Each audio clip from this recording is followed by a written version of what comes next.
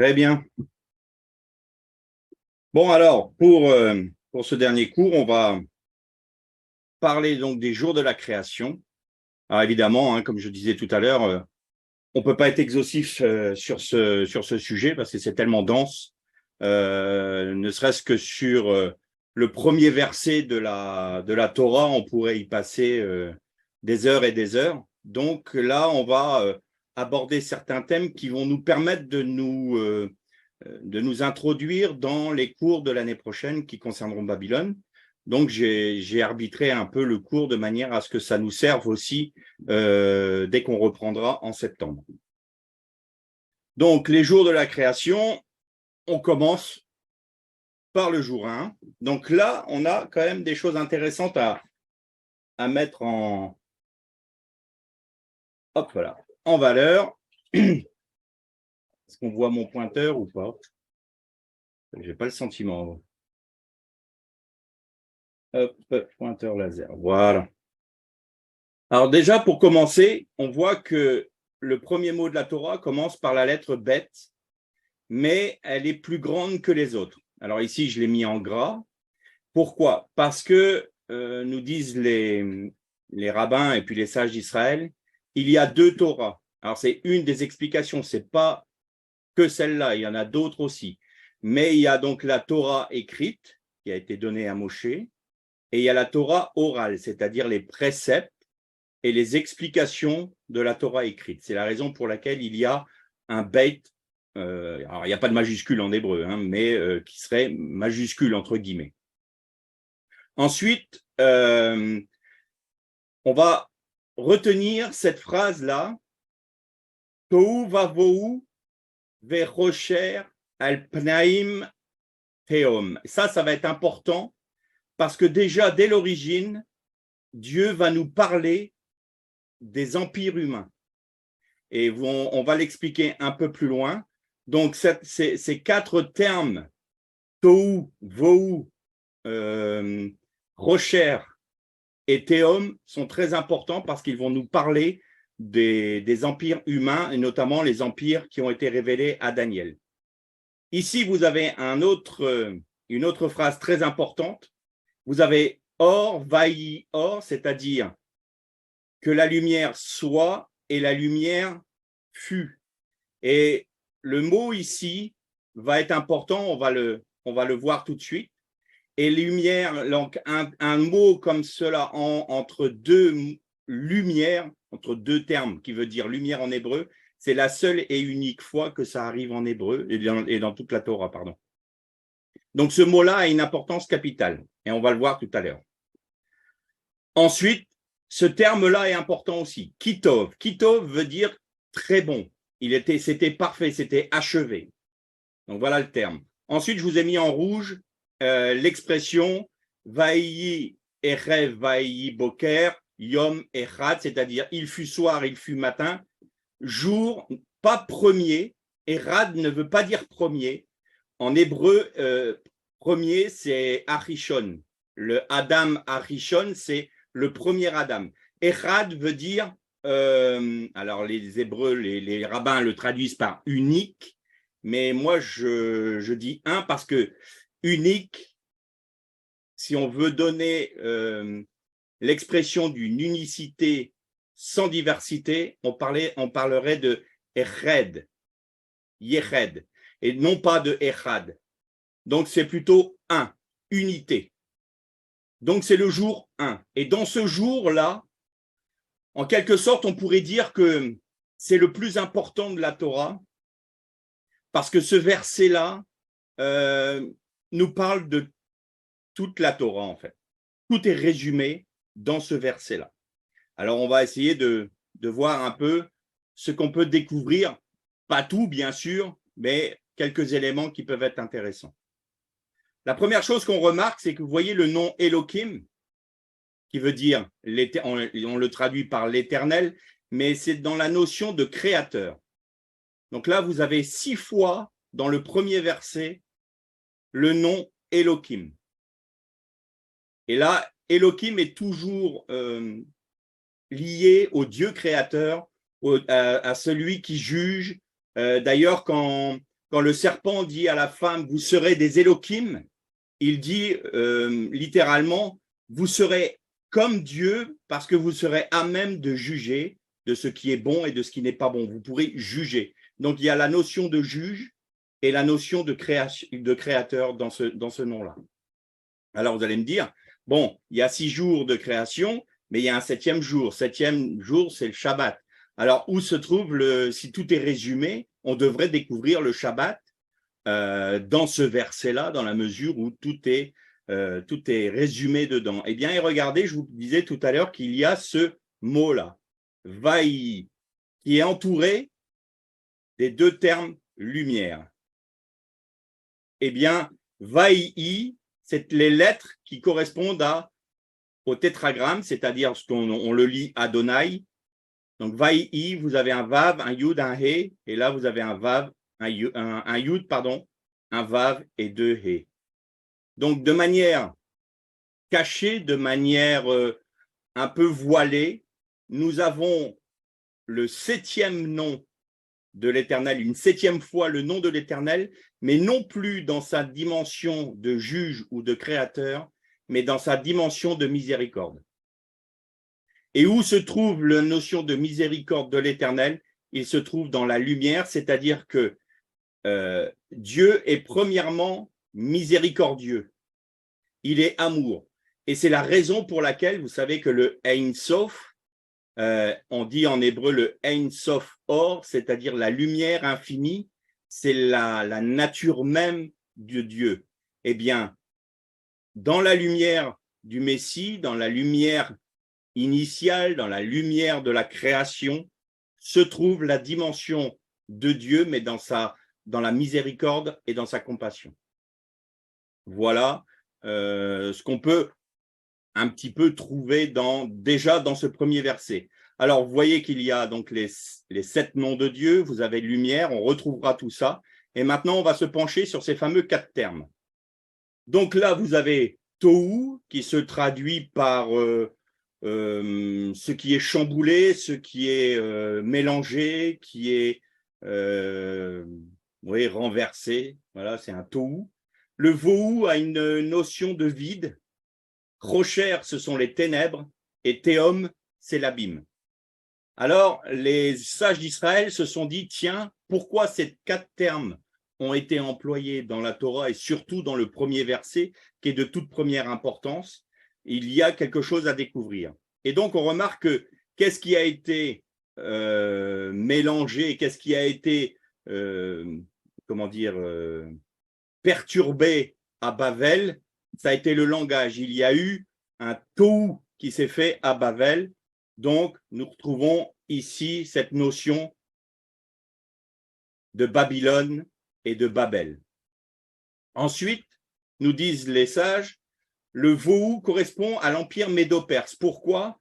Parce qu'une des particularités de cet empire, c'est qu'il était très superficiel et il avait c'était du vide, il n'y avait pas de consistance. Il était très puissant, il était très riche, mais pour vous donner un exemple, un des rois perses avait décrété, je crois que c'était 380 jours de fête nationale, donc c'était tous les jours des banquets, de la réjouissance, pas forcément dans le bon sens du terme, mais donc il y avait quelque chose de vide dedans parce que bien qu'étant riche et puissant, c'était un empire qui n'avait pas de valeur intrinsèque, de valeur morale et de valeur qui pouvait perdurer, si vous voulez.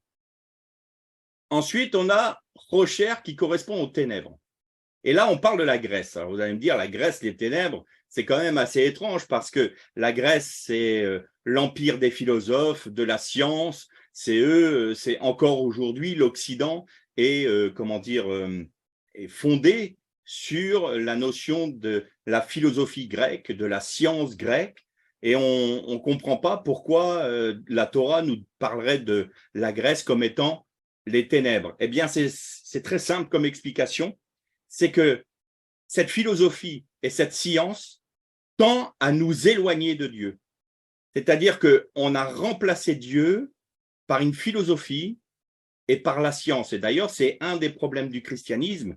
parce qu'il a fait rentrer en son sein, en rejetant la dimension judaïque de l'enseignement de la Torah, il a remplacé cet enseignement en le rejetant par la philosophie grecque et notamment par la philosophie néoplatonicienne qui nous amène dans des affres que nous rencontrons aujourd'hui dans le christianisme et qui induit le fait que l'on a falsifié ou que l'on a maquillé de cette pensée grecque le Mashiach. Et c'est la raison pour laquelle les Juifs ne reconnaissent plus leur Messie, parce qu'il ne correspond pas au Messie de la Torah, mais il correspond plutôt à un Messie qui a le visage de la philosophie grecque. Donc, pour Dieu, la Grèce, c'est des ténèbres sur la terre parce que cette philosophie et cette science éloignent l'humanité de la lumière de Dieu. Donc, si nous ne sommes pas dans la lumière de Dieu, nous vivons dans les ténèbres. Et le théum, alors le théum qui veut dire l'abîme, là par contre, c'est fondamentalement Rome. Pourquoi? Rome n'avait pas d'autre ambition que de conquérir les autres nations par la force, la puissance et son armée. C'est un empire qui est extrêmement violent, on en a suffisamment parlé notamment à travers le sacrifice de Jésus, et c'est un royaume qui n'a pas de plus d'ambition que cela, que de dominer et de soumettre les autres nations à sa propre volonté et à sa propre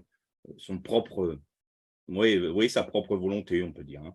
C'est elle qui gouverne. Et Rome, d'ailleurs, elle demandait à ce que toutes les nations soient soumises à la Pax Romana, c'est-à-dire que c'était elle qui proposait aux nations de garantir la paix par la puissance de ses légions.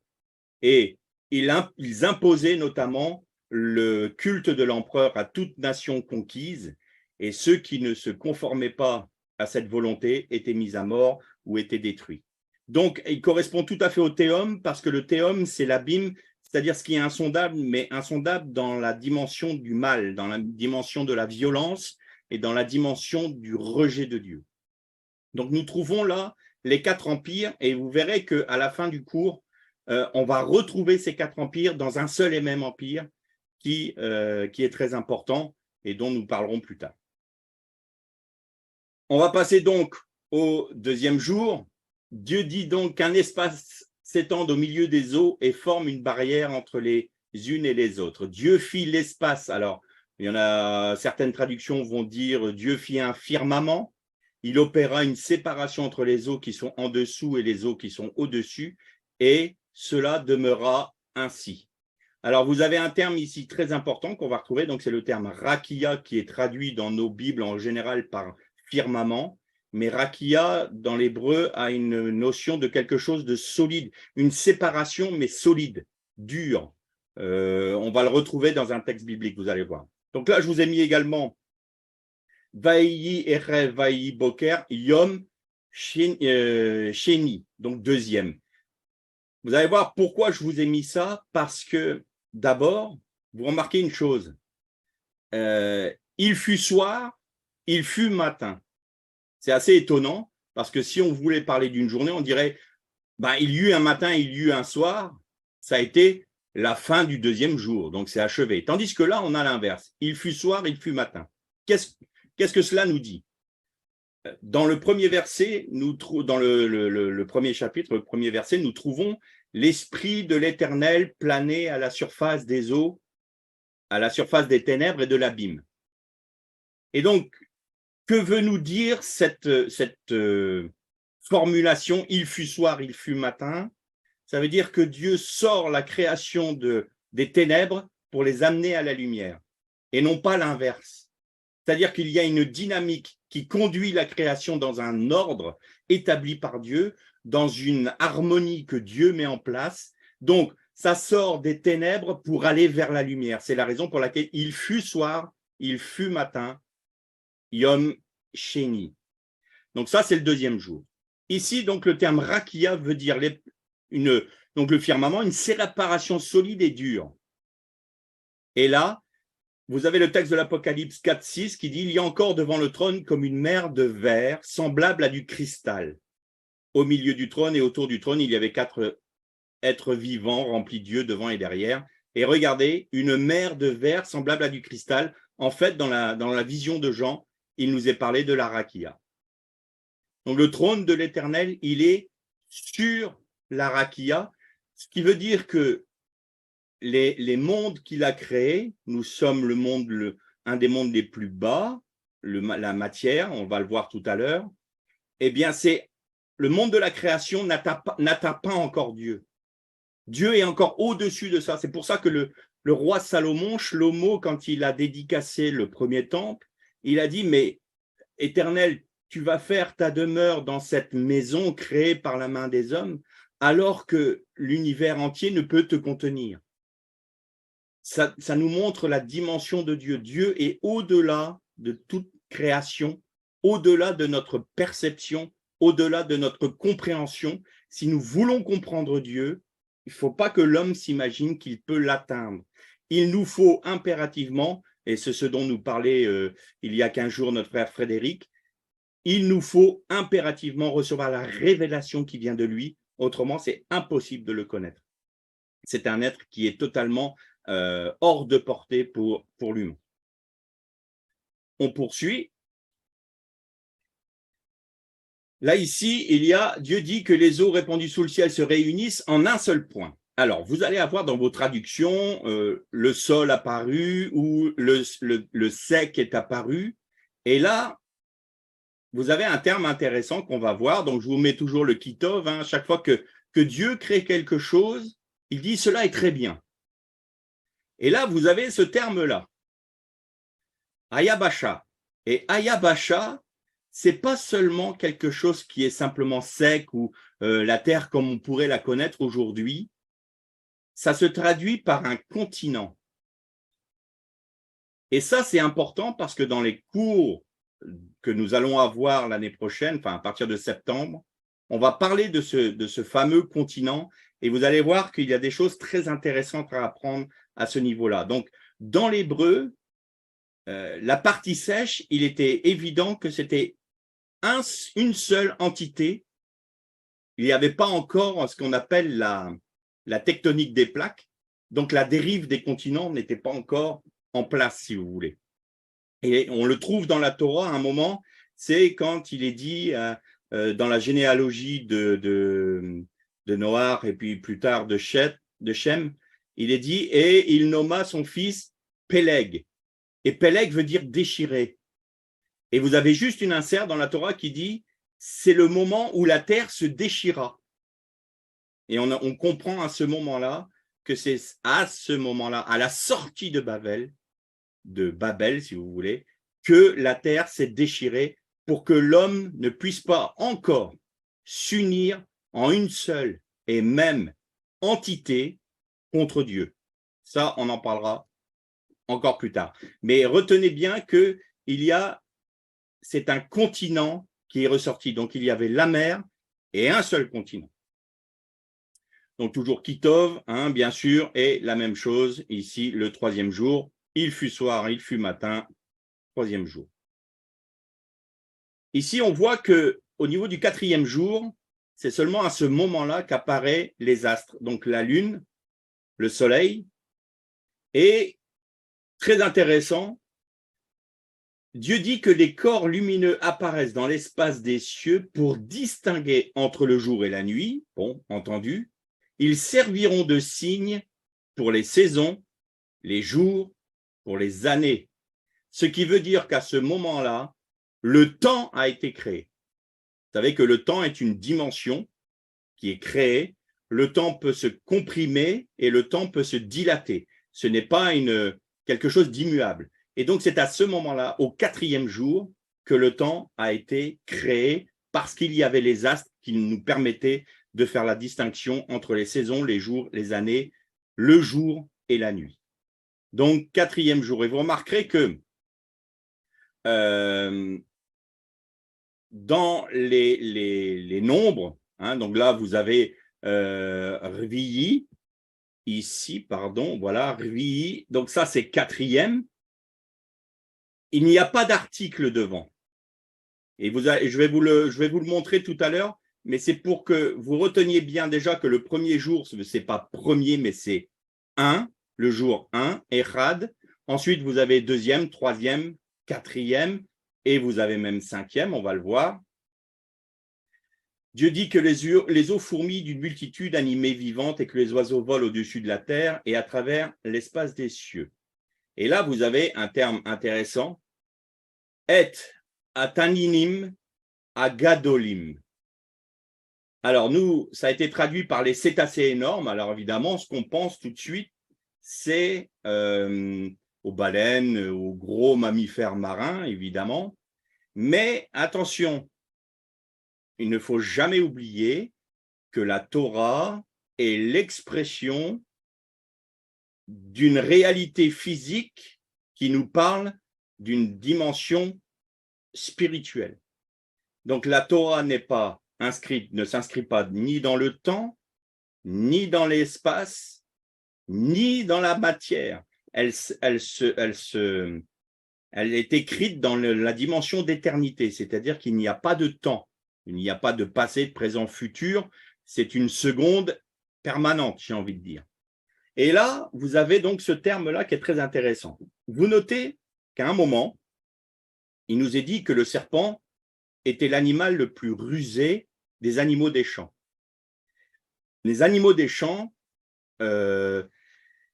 c'est une bonne traduction, sadé, mais au niveau spirituel, sadé peut dire aussi démon. Shad, donc Shin Dalet veut dire démon.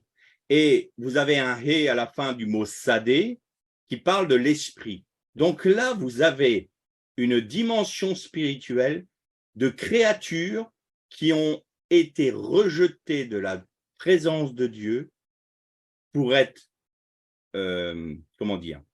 mis à l'extérieur. Sadé, littéralement, veut dire en dehors des lieux habités. On peut traduire pour des animaux, donc des chayot, c'est des êtres vivants. Chayot asadé, ça veut dire des animaux hors des milieux habités, ça veut dire dans les champs. Donc, au niveau du pshat, au niveau de la compréhension littérale du texte, ce n'est pas une mauvaise traduction. Cependant, spirituellement, et si on rentre dans le sod, dans le secret du texte, on remarque que sadé correspond aussi à l'esprit démoniaque, aux esprits démoniaques. Et le serpent était le plus rusé de ces esprits-là. Il en était le chef de la rébellion des esprits, des anges contre Dieu. Et là, il nous est parlé de ces fameux cétacés énormes. Mais voilà, c'est tanin. Tanin veut dire littéralement monstre marin, serpent, dinosaure, dragon. Ça a donné en grec deinos, terrible, sauros, lézard, dinosaure. D'accord? Mais aussi, vous trouvez le mot tanin. Alors là, j'ai fait, hop, il faut que j'enlève ça, voilà, ici, comme ça. Se traduit aussi par chacal. Donc, ce même terme-là, tanim, que nous avons traduit par cétacé, eh bien, il est parfois traduit par monstre marin, par serpent dans la Torah, par dinosaure, par dragon et par chacal. Et vous remarquez que, notamment les prophètes, vont parler du désert de Édom, quand tout sera rejeté dans le désert et que ce sera un repère pour les autruches, pour les chacals, eh bien, c'est ce terme-là qui est employé. Et donc, ces fameux animaux comme ça. Voilà, on va pouvoir reprendre les affaires. J'ai fait une fausse manip. Hop, pointeur laser. Donc là, on voit que ces animaux-là sont des animaux marins. Pourquoi? Parce que la mer, c'est l'abîme. Et l'abîme, c'est là où réside les esprits impurs. C'est ce qui est en dehors de la partie sèche, c'est-à-dire en dehors du continent, là où ne va pas résider l'homme. Et Dieu a permis cela pour une seule raison, c'est qu'il a créé son Adam, on l'a déjà dit plusieurs fois dans des cours, comme un combattant. Et en étant un combattant, le combat spirituel devait se poursuivre dans le monde créé, mais dans le monde créé physique, donc dans notre dimension. Et c'est la raison pour laquelle les esprits impurs sont venus, ont été rejetés ici, et l'Adam a été créé pour prendre autorité sur tous les animaux. C'est-à-dire que l'Adam avait pour vocation de prendre autorité sur les animaux terrestres, mais également sur les esprits impurs. Il devait combattre en Dieu, pour Dieu, par Dieu. Et c'est la raison pour laquelle il devait rentrer dans le Shabbat de Dieu, on va le voir tout à l'heure, de manière à pouvoir être le récipient, l'écrin de l'esprit du Mashiach. Il devait révéler le Messie dans la création pour combattre le chérubin. Il a choisi, bien sûr, de s'allier au serpent plutôt qu'à Dieu. Donc, vous voyez que là, encore une fois, il nous est parlé de tout était bien. Kitov, et là, la même chose, 5e jour. Maintenant, donc là, je vous remets ce que j'ai mis tout à l'heure parce que tout avait sauté. Donc ça, tout ça, vous aurez ça sur le PDF. Hein. Et maintenant, on va parler du 6e jour. Alors ça, c'est intéressant. Donc, quand Dieu a créé les animaux, il dit que tout était très bien. Et il nous parle de Vaïbacher. Vaïbacher, en parlant des animaux, il y a une dimension, comment dire, pas des animaux, mais de l'homme, pardon. Il y a une dimension intéressante là-dedans parce que c'est la première bénédiction, en fait. Tout le monde pense que Dieu les bénit en leur disant « croissez, multipliez ». Si on demande à n'importe quel enseignant de la Bible de nous dire quelle est la première bénédiction que Dieu a prononcée sur les hommes, il va dire croissez et multipliez, ce qui est assez logique. Mais dans l'hébreu, vous avez ce fameux terme-là. Et Bachar veut dire bénir, mais veut dire aussi s'agenouiller pour adorer. C'est-à-dire que Dieu, la première bénédiction qu'il donne à l'homme, c'est d'avoir la capacité de s'agenouiller pour l'adorer. Et ensuite, en croissant et en multipliant, il pouvait dominer sur toute la création au nom de Dieu et en laissant l'esprit du Mashiach et le Mashiach dominer sur toute la création. Mais il devait d'abord choisir soit Dieu, soit son ennemi.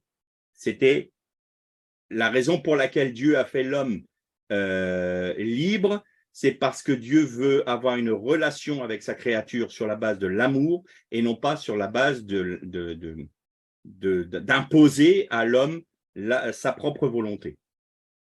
Et là, je vous mets ce fameux terme ici. 6e, normalement, on devrait dire chichi. Mais là, il dit chichi, parce que c'est un jour particulier. Au lieu de dire 6e jour, il dit le 6e. Alors, c'est le jour, le 6e. Pourquoi? Cela nous montre que c'est un jour important, parce que c'est le jour où Dieu a créé l'homme. Et vous remarquez une chose, il n'y a pas de kitov ici. Il n'y a pas tout est bien. Pourquoi? Pour les animaux, kitov. Pour la création des cieux et de la terre, kitov. Pour la lumière, kitov.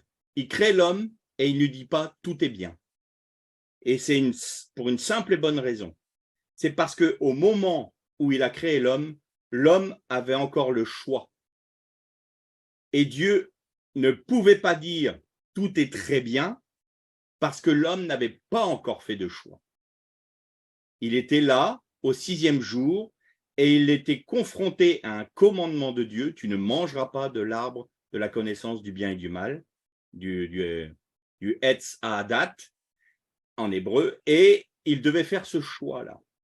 Et Dieu ne pouvait pas se prononcer sur c'est bien ou ce n'est pas bien parce qu'il a laissé le libre arbitre à l'homme.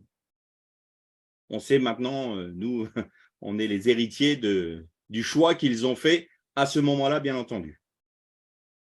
Et là, comme je vous l'avais déjà dit une fois, vous avez donc les 6 jours de la création avec le Shabbat. Donc, premier jour, lumière et ténèbres, qui va correspondre au 4e jour, le soleil et la lune. Vous avez les astres. Ensuite, vous avez le 2e jour de la création. Il sépare les eaux d'en haut et les eaux d'en bas, le ciel. Ah, décidément, j'ai des soucis avec… voilà. Et ça va correspondre aux volatiles et aux poissons.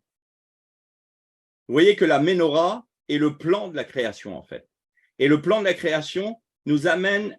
Les lampes de la Ménorah étaient comme des lampes à huile et les flammes étaient tournées tous vers le shamash, comme on dit ici, donc le serviteur, le pied central qui est le Shabbat.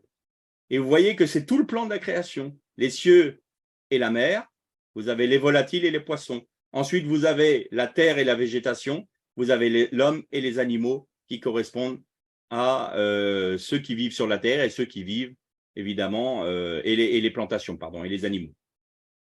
Et le 7e jour, c'est le Shabbat. Et là, on va parler du Shabbat. Donc, la Ménorah avait cette forme-là, non pas parce que ça faisait plus joli comme ça, il y avait une raison. C'est-à-dire, la Ménorah est l'expression physique du plan de Dieu de la création.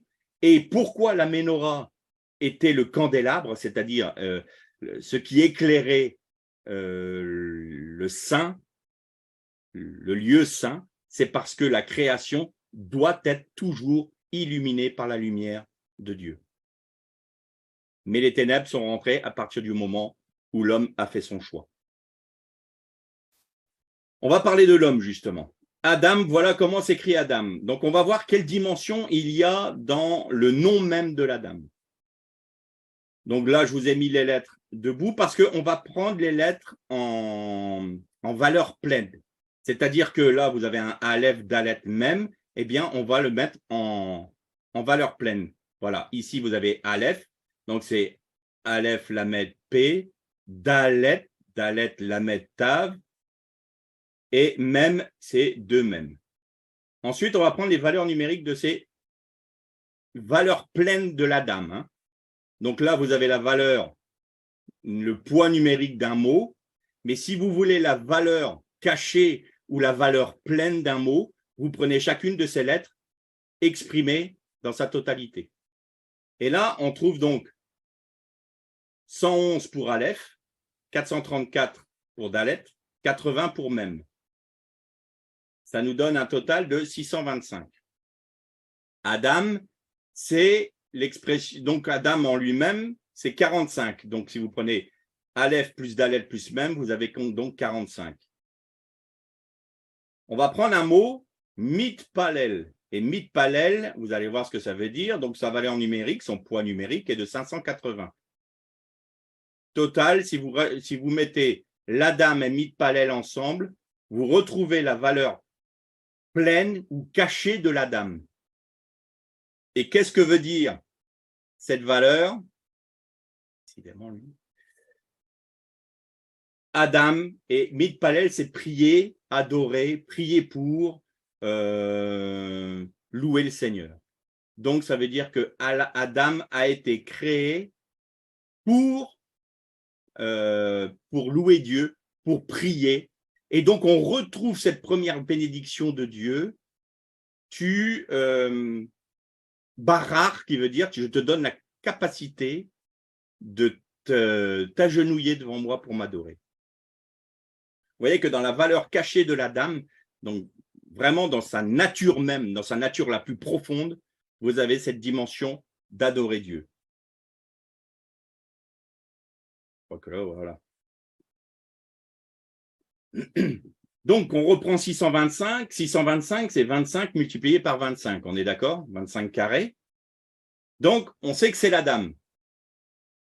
On a la dame d'un côté. La dame, c'est quoi? Ben, c'est Ish, l'homme ou le mari, et Isha, la femme.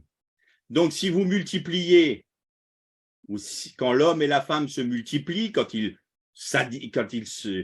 produisent du fruit, vous avez donc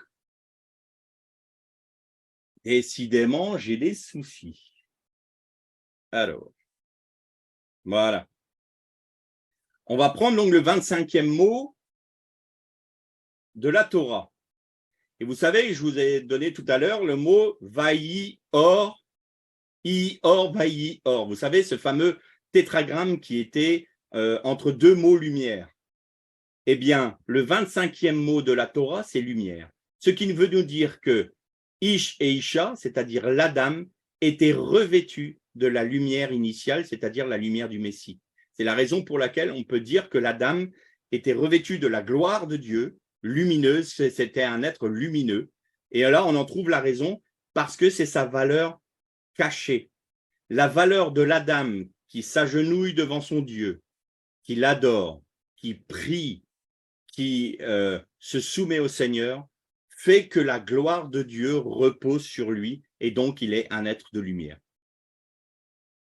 Et on le trouve là parce que l'homme et la femme part du 25e mot de la Torah. Et là, vous allez voir que 25, c'est important parce qu'on va rentrer maintenant dans la dimension du Shabbat. Alors ici, vous avez Dieu mis fin le 7e jour à l'œuvre qu'il a faite par lui. Il se reposa. Bon, ça veut dire il cessa, c'est-à-dire il se retira. Il cessa de créer le 7e jour de toute l'œuvre qu'il. Et là, qu'il se traduisait Asher ici. Alors, c'est pas qu'il fondamentalement, mais Asher, c'est que, quoi, qu'il. Voilà. Donc, on va prendre le premier Aleph que l'on trouve dans le mot Asher. Et on va faire des sauts de 25 lettres. Donc, vous ferez le calcul sur le PDF. Et là, à la 26e lettre, vous allez trouver, donc il y a 25 lettres entre les deux. Vous allez trouver un Yud. Vous allez reprendre 25 lettres et vous allez trouver un Shin. Et ça va vous donner Ish. Ensuite, on va prendre le deuxième qu'il avait produit et organisé. Asher ici. On va prendre le premier Aleph, donc le Aleph. On va faire un saut de 25 lettres. On va trouver un Shin. Et on va refaire un saut de 25 lettres et on va trouver un E. Et ça vous donne Isha. Ce qui veut dire que l'homme et la femme étaient créés pour rentrer dans le Shabbat de Dieu. La dimension adamique dans dans cet état lumineux, dans cet état de recouvert de la gloire de Dieu, dans une attitude de prière, d'obéissance, d'adoration, eh bien, nous montre que l'Adam était créé pour rentrer dans le Shabbat de Dieu. Et c'est la raison pour laquelle, en Jésus-Christ, nous rentrons dans son Shabbat, c'est-à-dire, j'ai envie de dire, l'homme déchu, en Jésus-Christ, en Yeshua HaMashiach, revient à l'état initial, là où il n'aurait jamais dû être mis dehors, aurait jamais dû être séparé. Il rentre dans le Shabbat de Dieu parce qu'il a été créé pour cette raison. Et nous le retrouvons de manière cachée. Et vous voyez que c'est vraiment l'homme qui a une valeur de 25 et la femme qui a une valeur de 25. En se multipliant, ça donne leur valeur intrinsèque qui est d'adorer, de prier et de bénir Dieu. Alors, maintenant, on va partir sur... Ça, c'est intéressant aussi, parce que ça va être important pour la suite de notre cours. L'homme et la femme étaient arumim, c'est-à-dire, il y a un jeu de mots dans l'hébreu. Arum veut dire nu, donc transparent, et ils n'avaient rien à cacher en fait. À partir du moment où ils étaient revêtus de la gloire de Dieu, ils étaient purs, ils n'avaient rien à cacher, tout était transparent. Aujourd'hui, nos hommes politiques nous parlent tout le temps, on va être transparent, et il n'y a jamais plus ténébreux qu'un homme politique. Eh bien là, c'était vraiment, il n'y avait pas de choses mauvaises, rien, tout était pur. Donc, ils étaient transparents. Mais en même temps, ce mot arum veut dire rusé. Et c'est la raison pour laquelle nous le retrouvons à ce moment-là. Mais le serpent était l'animal le plus arum, rusé, mais aussi nu. il avait quelque chose qui ressemblait à la nature de la dame. Et ça, vous allez voir que c'est important. Parce que nous, on voit un serpent comme les serpents aujourd'hui qui avancent sur leur ventre comme ça et qui sont un peu sournois. Mais le serpent n'était pas du tout comme ça. Le serpent, c'est l'animal. C'est une représentation, bien sûr. Mais c'est le Shatan. Et le Shatan avait pris une nature semblable. Lucifer, c'était le porteur de lumière. Il n'était pas la lumière, mais il en était le porteur. Donc, d'ailleurs, il y a l'apôtre Paul qui nous dit, et même si un ange de lumière vous venait vers vous pour vous annoncer un autre évangile, ne le croyez pas. Donc, ça veut dire qu'ils peuvent avoir comment dire, cet aspect d'ange de lumière, un peu arum, parce qu'il est rusé en même temps. Et donc, le serpent vient en étant rusé, plus qu'aucun des animaux terrestres. Donc là, c'est traduit par terrestre, mais c'est le fameux mot que je vous disais tout à l'heure, shadé, shin, dalet, et. Ça, c'est un article, hein. C'est le sadé. Donc, c'est les champs ou l'extérieur, mais shad, dalet, c'est démon. Et ça, c'est l'esprit. Donc, c'était le plus rusé des esprits de l'extérieur. Et il était semblable à la nature de l'homme, arum. Du coup, la femme qui répond à l'Éternel, l'Éternel Dieu lui dit à la femme, pourquoi as-tu fait cela? Donc là, on est après la désobéissance. La femme a mangé de l'arbre de la connaissance du bien et du mal. Elle en a donné à Ish et ils ont transgressé le commandement de Dieu. Et la femme, elle répond, le serpent, donc le Nachash ici, Ashiani a pour racine Nassa. Et Nassa veut dire séduire, tromper, mais veut dire également épouser. En quelque sorte, c'est comme si la femme, plutôt que de s'unir à Ish, on parle spirituellement bien sûr, hein, il y a eu une union avec le Nachash, avec le serpent. Et ça va se retrouver même dans son propre nom, vous allez voir. Donc, elle a dit à l'Éternel, oui, mais il m'a séduite et en quelque sorte, il m'a épousée. Il y a quelque chose de sa nature qui est en moi maintenant. J'ai reçu du Nachash, du serpent, quelque chose de sa nature. Et regardez, l'homme donna pour nom à sa compagne tout de suite après Ève. Alors, ça s'écrit comme ça, c'est Chava en hébreu. Et regardez bien, vous avez un Chet, un Vav et un He. Parce qu'elle fut mère de tous les vivants. Chava, ça vient de Chai, qui veut dire la vie. Elle est la mère. Donc, Adam, quelque part, a crié à la femme, parce que vous voyez qu'ici, c'est Vaïkra. Là, ici, Vaïkra, c'est-à-dire Adam cria. Il cria Chava. Il lui a pas dit, bon, je te donne le nom de Chava, de Ève. Non, il a crié Chava. Tu es vivante. Pourquoi? Parce qu'en araméen, vous avez ici Rivi, qui veut dire serpent. Tu ne dois pas demeurer dans cet état-là. Je te dis, Rava, j'apporte une bénédiction parce que ça y est, la malédiction est sur ta vie. Tu es de la même nature que le serpent. Et toute notre descendance va être de la même nature que le serpent. Et le premier fruit qui est né de la femme, c'est Caïn. Il était de la semence du serpent, j'ai envie de dire. C'est la raison pour laquelle, quand Adam a compris que Rivi donnait cette notion d'union de Isha avec le Nachash, il a crié Chava. Tu ne seras pas Rivi, mais Chava, la mère de tous les vivants.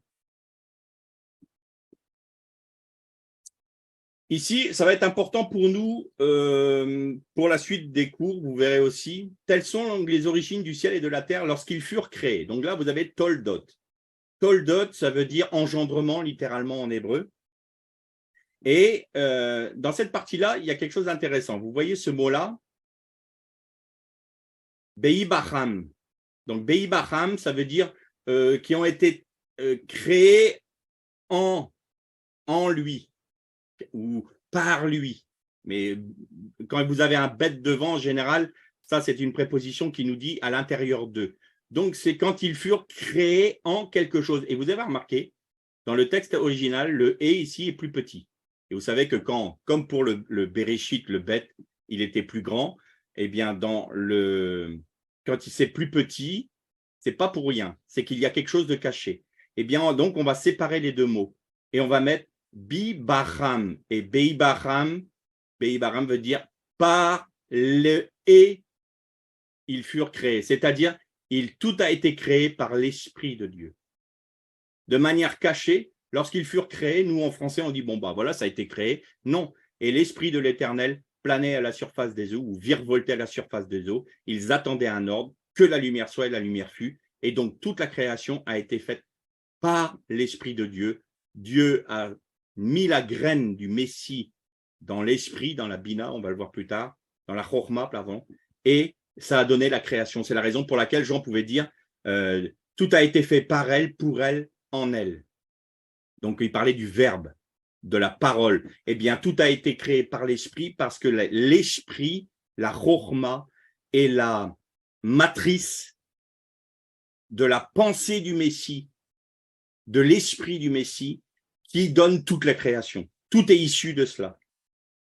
Et ici, vous voyez que pour les cieux et la terre, il est marqué Toldot seulement. Et pour l'histoire alors là, ceci est l'histoire des générations de l'humanité, l'histoire des hommes. Mais là, vous avez un mot intéressant, Sefer. Sefer Toldot Adam. Et qu'est-ce que ça veut dire littéralement? Voici le livre des engendrements d'Adam.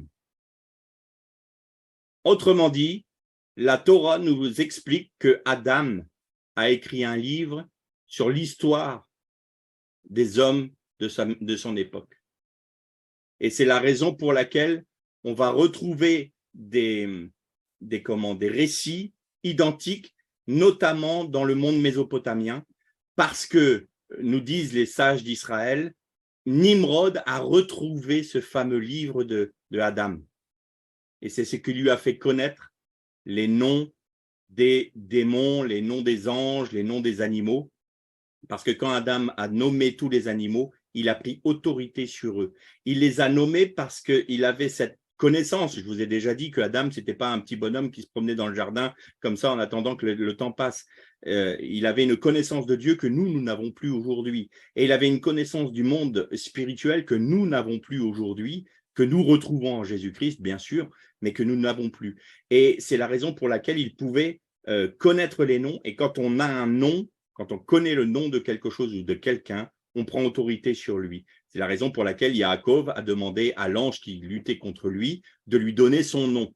Et l'ange lui répond, à quoi te servirait-il de connaître mon nom? Pourquoi? Parce que, en quelque sorte, cela voulait dire, Yaakov voulait prendre autorité sur l'ange qui avait combattu avec lui, mais c'était l'inverse. C'était l'ange qui devait prendre autorité, non plus sur Yaakov, mais sur Israël.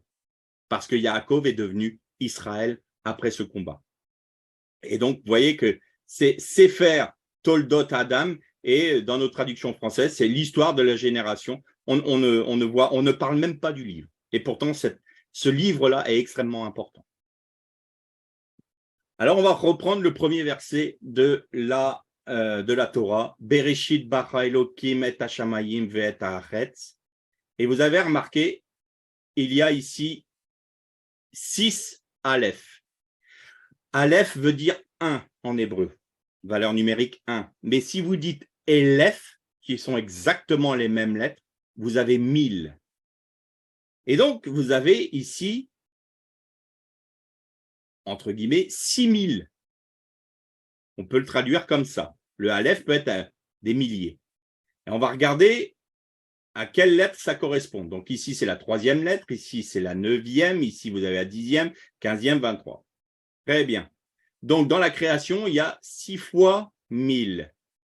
Et ça correspond aux 6 jours de la création. 6 jours si on prend l'emplacement des lettres où se trouvent les Aleph du premier verset, vous avez une valeur numérique de 86. Quelle est la valeur numérique de 86? Elohim, le Dieu créateur, est le Dieu qui juge. Mais ça va plus loin. Donc, on retrouve nos fameux Aleph. Et ici, on peut parler donc des 6 jours de la création. On les trouve, parfait, très bien. Mais il y a un 7e jour, le Shabbat. Et où se trouve le Shabbat? Puisque dans le premier verset de la Torah, tout nous est expliqué. Donc, il faut qu'on le découvre. Mais il est de manière cachée. Alors, on va prendre ce fameux terme « et ». « Et », ce n'est pas traduisible en français. En fait, elle introduit un complément, cette expression introduit un complément d'objet direct défini. Alors, le complément d'objet direct, c'est Hashamayim, les ciels. Il est défini parce que il y a un article défini devant. C'est les ciels. Donc, Aleph Tav, c'est aussi ce qui a été traduit en grec par Alpha et Oméga, le commencement et la fin. Vous avez la première lettre de l'alphabet hébraïque et la dernière lettre. C'est ça, et. Donc ça nous parle du Messie. Alors, si on parle du Shabbat, on parle de la fin, puisque c'est à la fin de la création. Donc, on va partir du Tav, de la dernière lettre du et. Et on va prendre Hashamayim, les cieux, puisque le Shabbat correspond bien à Dieu. Et on va prendre donc la 16e, 17e, 18e, 19e, 20e et 21e lettre. Quelle est la valeur numérique? 111. Quelle est la valeur numérique de 111? On l'a vu tout à l'heure, Aleph. Donc, vous avez de manière cachée le 7e Aleph ou Elef, le 7e millième, qui est caché dans Hashamayim. Et vous allez voir que c'est important. Aleph a la même valeur numérique qu'un autre terme qui est Evenchen, qui est la pierre de grâce, on en a déjà parlé, donc ça parle du Messie. Ça parle de quelque chose de messianique. Donc le Shabbat, c'est messianique. On va plus loin. Dans le monde hébraïque, il y a ce qu'on appelle les Alpaïm des Tohu. Donc dans la tradition juive, vous avez 2000 ans. Alpaïm, c'est 2000, ici. Alpaïm, de Tohu. Ça veut dire de chamboule, de Tohu, quoi. Donc de désordre. Donc il y a 2000 ans de désordre. Ensuite, vous avez 2000 ans de Torah. Alpaïm des Torah. Et après, vous avez Alpaïm des Mashiach. Donc pour eux, ils disent, bon, 2000 ans de Tohu, c'était jusqu'à Moshe. Il n'y avait pas, pendant 2000 ans, il n'y a pas eu de Torah. Ensuite, il y a 2000 ans de Torah, donc ça fait 4000 ans. Et au bout de ces 4000 ans, il devait y avoir le commencement du Alpaïm des Mashiach. Sauf que pour eux, ils disent, on a un problème, ça fait 2000 ans et le Messie n'est pas là. Donc, ils ne comprennent pas.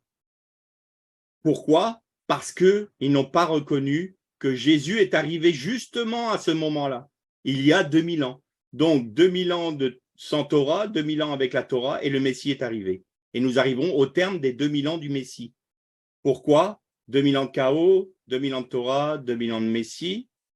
Et regardez ce que disait Jésus. Il disait, repentez-vous car le roi... Alors ça, c'est le Jean-Baptiste. Il disait, repentez-vous car le royaume des cieux est proche.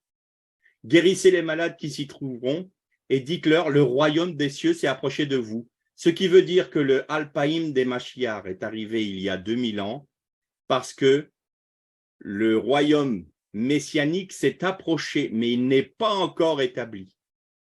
En d'autres termes, ici, vous avez les 6000 ans de la vie de l'humanité. Et de manière cachée, vous avez le millénium. Et pourquoi le royaume des cieux s'est approché et ne s'est pas installé? Parce qu'il fallait 2000 ans de Mashiach, mais pas que pour Israël. Il fallait 2000 ans de Mashiach ben Yosef qui allait rassembler des nations, celles et ceux qui étaient destinés à être rattachés aux promesses d'Israël, c'est-à-dire à nous.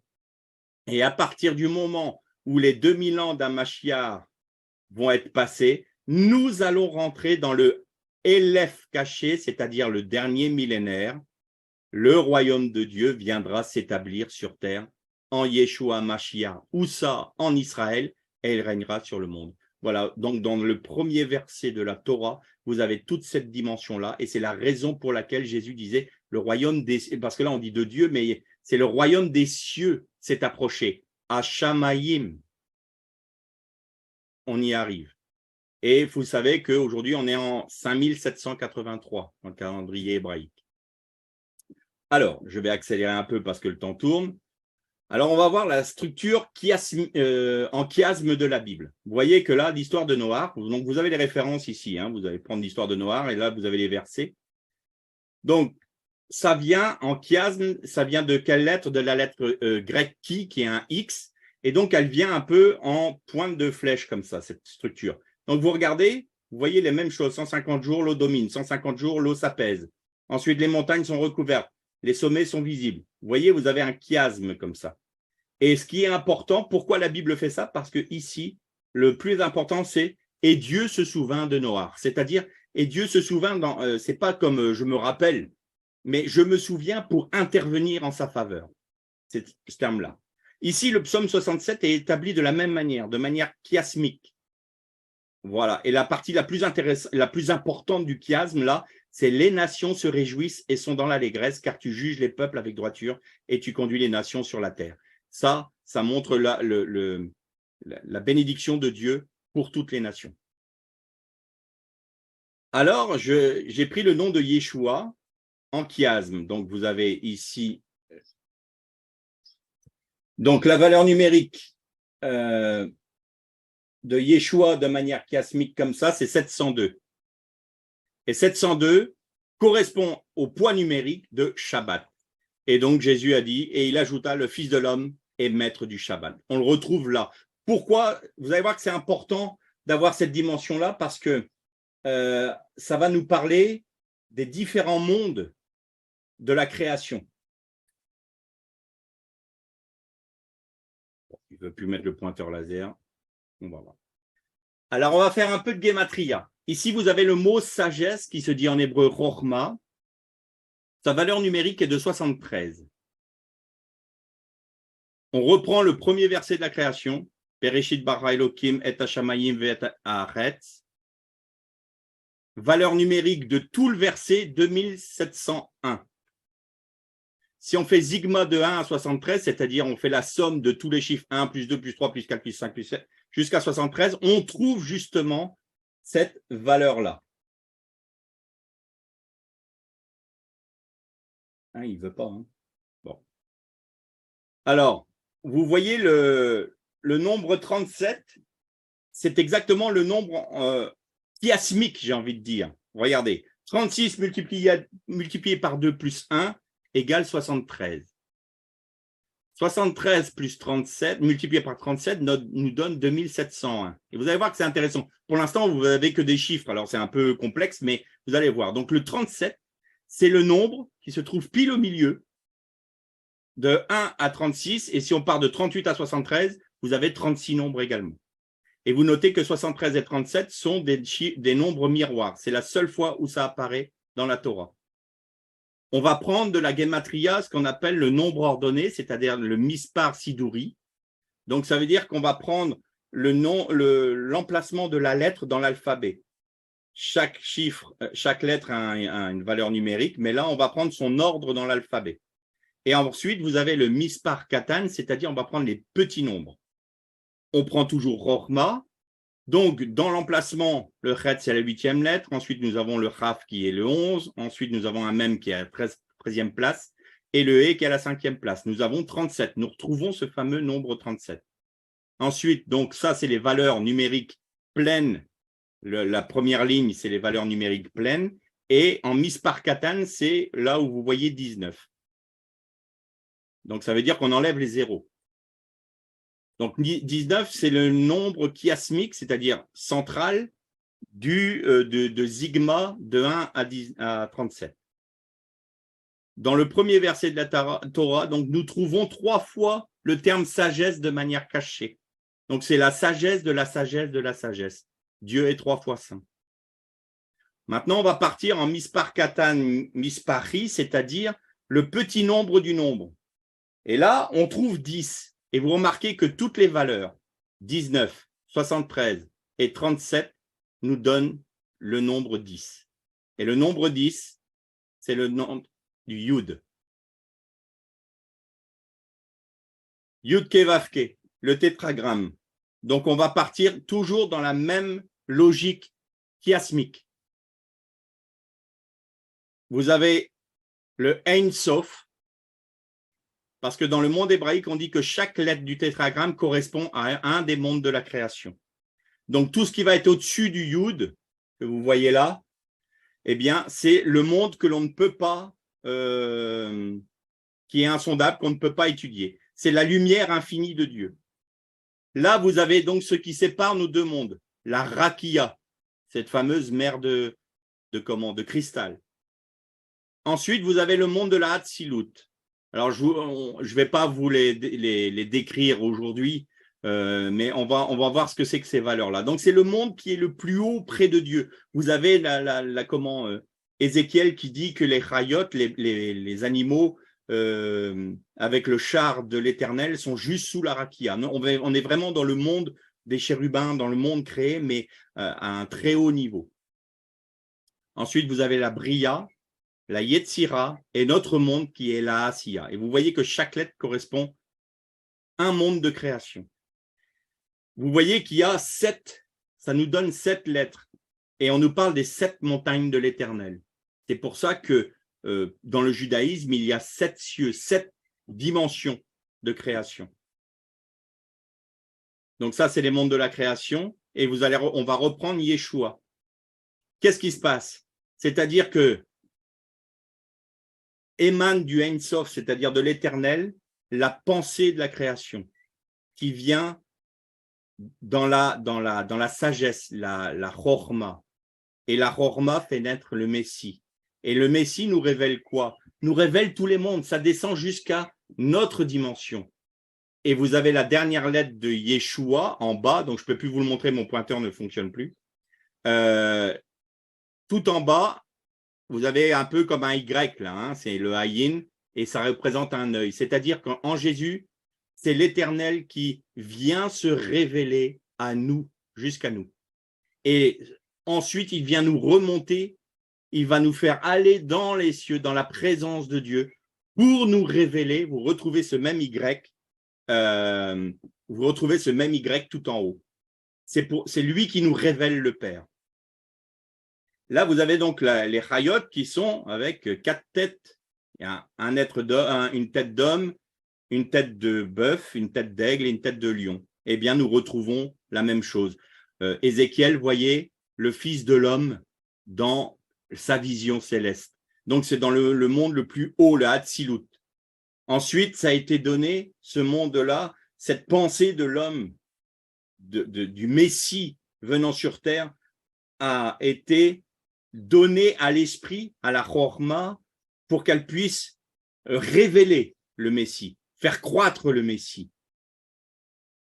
Et vous retrouvez donc toutes ces références dans Ézéchiel 1.10, vous avez donc les fameuses bêtes, et dans Apocalypse 4.7, on les retrouve aussi. Et ensuite, ça devient le lion. Pourquoi? Parce qu'il s'est révélé à son peuple, dans son peuple, il est le lion de Juda. Et il va venir régner. Et il révèle qui? Le taureau. Vous savez que le taureau correspond au Aleph, c'est-à-dire à l'Éternel. Et là, vous avez les 4 mondes. Et regardez ce que font les hommes qui ont rejeté Dieu. Ils essayent de reproduire la même chose parce que le Satan imite, singe toujours Dieu. Il veut se faire un Messie, il veut se faire Dieu, il veut se faire une religion, il veut être adoré à la place de Dieu, il va singer Dieu tout le temps. Eh bien, vous avez les 4 bêtes de Babylone, l'Empire médo-perse, les Grecs et Rome, qui sont en une seule et même entité. Vous avez Migdal, qui veut dire la tour. Vous savez, la tour de Babel, c'est Migdal. En fait, ça vient de la racine Gadol, qui veut dire grand. Eh bien là, vous retrouvez Babylone la Grande. Et en quelque sorte, quand les hommes ont dit « faisons-nous une ville, faisons-nous une civilisation, faisons-nous une création qui reprend la pensée de Dieu quand il a créé tous ces mondes. Mais nous allons le faire, et c'est inspiré par Satan. Et nous allons créer nous-mêmes quelque chose, une tour qui va toucher le ciel. Ça veut dire quoi?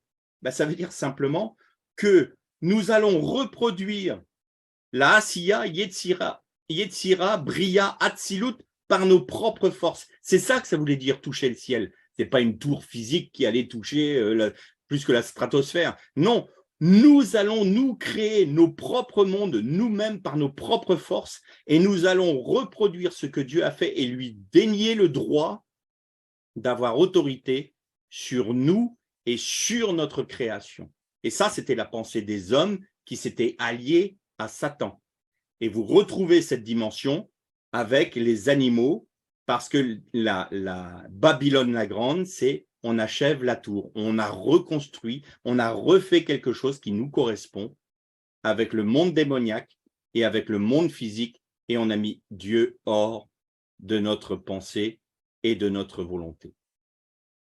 Et Dieu va laisser les hommes et allier aux esprits du Sadé, aux esprits impurs, c'est-à-dire aux Néphilim, c'est les déchus, il va les laisser aller au paroxysme de leur puissance, et là viendra le Mashiach pour régner, parce que Dieu est Dieu. Et c'est à ce moment-là, quand, je vais employer un terme qui est impropre, mais à partir du moment où l'ennemi va avoir grillé toutes ses cartouches, il n'aura plus de munitions, Dieu va arriver en disant, bon, maintenant c'est fini, je reprends autorité sur toute ma création et je mets hors d'état de nuire mon ennemi et tous ceux qui se sont alliés à lui.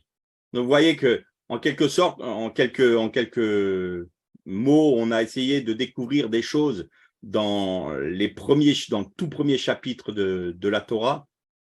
Et vous allez voir que le livre des Toldot d'Adam, c'est très important.